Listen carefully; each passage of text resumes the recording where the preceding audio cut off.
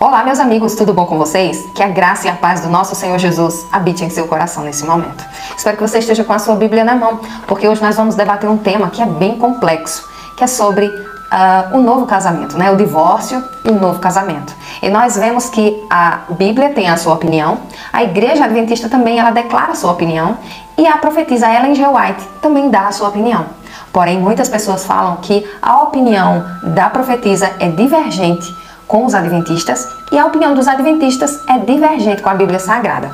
Então nós vamos ver aqui em Mateus, no capítulo 5, no verso 32, o que o Mestre Jesus diz. Ele diz assim: Eu, porém, vos digo que qualquer que repudiar sua mulher, a não ser por causa de prostituição, faz com que ela cometa adultério. E qualquer que casar com a repudiada, comete também adultério. Então, aqui, muitas pessoas, quando leem aqui esse texto, elas deixam passar despercebido uma cláusula que os adventistas já observaram e que eles pregam, sim, essa cláusula que tem aqui nesse texto, que é a cláusula que diz assim: exceto por causa de prostituição. Prostituição origina a palavra porneia, e porneia engloba todo tipo de pornografia. Então, lesbianismo, homossexualismo, relações com animais, com crianças, né, pedofilia e tudo mais. Tudo que envolve pornografia está relacionado aqui com esse texto. Então, o Mestre Jesus diz assim, ó: todo aquele que repudiar, que abandonar sua mulher, que não seja por prostituição, essa está também cometendo adultério. E qualquer que casar com ela comete adultério também. Mas tem essa cláusula no meio, né? Exceto por meio da pornografia. E aí, juntando aqui, essa é a opinião bíblica e também é a mesma opinião dos adventistas, tá? Então, no manual da Igreja Adventista, a gente pode ver que o divórcio, uma pessoa que se divorciou da sua esposa, isso não gera uma punição na igreja, isso não gera algo que tem que passar por uma disciplina, tá? Mas após esse fato ocorrer, essas pessoas podem fazer coisas que levem elas a ir contra o propósito de Deus, que é isso que a Igreja Adventista prega. Mas aí as pessoas ficam se perguntando: então qualquer condição que origina a pornografia pode me liberar para um novo casamento? Muitos têm esse questionamento também, e a gente vai ver aqui no manual da Igreja Adventista, na página 159 do manual, uma questão que diz o seguinte: o que é considerado infidelidade ao voto matrimonial a ponto de liberar o outro cônjuge para um novo casamento após o divórcio?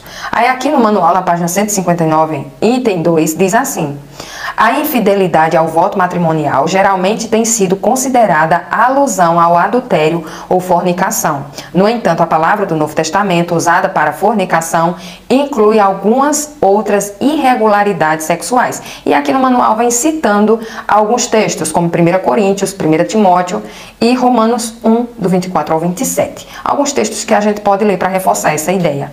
Ainda no item 2 da página 159, o texto ele traz aqui quais são essas irregularidades sexuais. E o texto diz o seguinte: portanto, perversões sexuais, incluindo incesto, abuso sexual de crianças e práticas homossexuais, são também reconhecidas como um abuso das faculdades sexuais e uma violação do plano divino no casamento. Como tais, essas práticas são uma causa justa para a separação e o divórcio. No item 3 do manual, diz o seguinte: na eventualidade de não se conseguir a reconciliação, o cônjuge que permaneceu fiel ao consorte, que violou o voto matrimonial, tem o direito bíblico de obter o divórcio e também de se casar novamente. Então, aqui no manual da Igreja Adventista, é bem claro a citação que diz que o cônjuge que permaneceu fiel ao voto matrimonial e foi rejeitado por uma questão da pornografia, que tenha na pornografia, então essa pessoa sim, ela tem o direito de se casar novamente.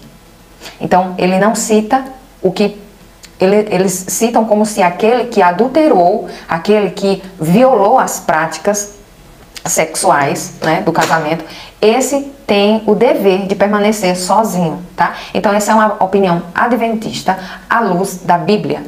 E aí a irmã Ellen White, ela diz o seguinte: numa carta particular, tá? Não foi numa carta que ela teve a inspiração do Espírito Santo. Foi uma carta particular, pessoal dela, que acabou vindo à mídia, né? E muitos usam essa carta particular da profetisa para dizer que ela tem sim uma opinião divergente aos adventistas. E a gente vai entender que carta é essa e com quem a irmã Ellen White falava e dava sua própria opinião. Então a gente vai ver aqui a opinião da profetisa Ellen White, que tem dividido opiniões, tá? É uma opinião pessoal a uma pessoa, a um grande amigo dela, que ela manda uma carta, ele pede o conselho dela e ela dá o conselho, tá? Eu vou explicar direitinho, mas antes eu quero que vocês vejam esse texto aqui, que está em Mensagens Escolhidas, volume 1, página 39. A profetisa diz o seguinte: há vezes, porém, em que se devem ser declaradas coisas comuns, pensamentos comuns precisam ocupar a mente. Cartas comuns precisam ser escritas e informações dadas, as quais passam de um a outro dos obreiros. Tais palavras, tais informações não são dadas sob a inspiração especial do Espírito Santo. Então aqui a profetisa está dizendo assim, ó, que nem tudo que ela escreve está, de fato, com a inspiração do Espírito Santo. Por exemplo, os apóstolos, na época que eles estavam escrevendo a Bíblia, será que eles só escreviam a Bíblia? Eles poderiam escrever uma carta, um recado para algum familiar, para algum amigo, sem ter a inspiração do Espírito Santo. Então foi isso aqui que a profetisa quis dizer. Então, a carta em que ela escreve, que eu vou citar aqui o conselho dela, para um homem que foi abandonado por sua esposa, ela dá a sua opinião pessoal e não uma opinião inspirada pelo Espírito Santo, tá? Então tem esses dois contextos aqui que ela explica, né? Aqui nas revistas públicas, que foi para de fato o público, todas as afirmações que ela dá são por meio da inspiração do Espírito Santo. Esse amigo aqui, que foi abandonado pela sua esposa, ou seja, não houve nenhuma traição, nada. Ele simplesmente foi abandonado pela sua esposa. E ele pediu um conselho da irmã Ellen White. E aí ela escreve o seguinte: o nome desse amigo não foi colocado na íntegra, tem apenas um J, como se fosse a inicial do nome dele. Então ela diz assim: J não se separou de sua esposa, ela o deixou e separou-se dele e casou com outro homem. Não vejo nada na escritura que o proíba de tornar a casar-se no Senhor. Ele tem direito à afeição de uma mulher. Essa foi a grande opinião que causou ali um descontrole, né, para muitos adventistas até, quando leram o texto dessa carta. Nessa mesma carta, a profetisa ela diz assim: pode ser que esse casamento esteja no desígnio de Deus. Ela julgou o caso ali em específico, tá? J, ele foi abandonado pela sua esposa e posteriormente ela casou com outro. Ou seja, a separação foi por desprezo mesmo. E ela o abandonou e posteriormente casou, conheceu outro homem e casou com ele. E aí a profetisa ela dá um conselho que vai totalmente contra a Bíblia Sagrada e contra os princípios, né, da Igreja Adventista em relação a esse caso, em relação a esse tema. Em seguida, na mesma carta, ela diz assim: como pediste meu conselho, dou-o francamente. Ou seja, ela está dizendo que é um conselho dela. Na frase anterior, ela disse o seguinte: pode ser que esse casamento esteja no desígnio de Deus. Então, se fosse uma inspiração do Espírito Santo, ela diria de certeza, e não pode ser, né? Porque para Deus não existe isso, pode ser, talvez seja, entendeu? Então aqui mostra claramente que foi uma opinião dela. E ela diz o seguinte: este é o meu ponto de vista. Em nenhuma das escrituras de Ellen White, escrituras públicas, ela faz esse tipo de expressão. Todos os comentários dela são convictos, porque são inspirados realmente pelo Espírito Santo. Mas só que depois que ela dá todos esses conselhos ao J, ela diz o seguinte, olha só. Ela diz assim: poderá acompanhar o marido. Isso aqui ela está escrevendo agora para a mãe da segunda esposa de J. Ela diz assim: poderá acompanhar o marido em suas viagens e ser-lhe de ajuda. Quando permanecer no lar, poderá servir ao Senhor como se não fosse casada. Este é o meu ponto de vista.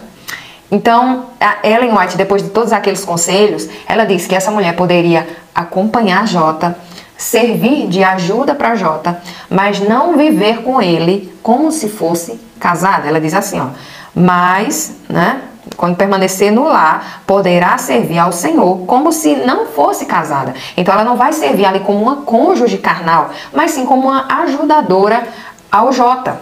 Essas essas afirmações que ela faz no início da carta e essas observações que ela faz posteriormente, mostra que mesmo no conselho pessoal da irmã White, mesmo ela analisando esse caso individualmente, ela não saiu fora dos preceitos bíblicos. Ela não divergiu da Bíblia e nem dos preceitos bíblicos da Igreja Adventista, tá? Então eu espero que vocês tenham entendido, tenham compreendido bem esse tema. Eu tentei fazer aqui bem rápido, mas tentei explicar de uma forma que seja bem compreendido, tá bom? Deixa aí seus comentários embaixo, suas opiniões, o que você achou do tema de hoje, das explicações, e se você tem alguma dúvida, deixa aí embaixo nos comentários também, que eu vou ter todo o prazer de responder. Que Deus abençoe a sua vida, a sua casa, que Deus te abençoe em nome de Jesus. Amém.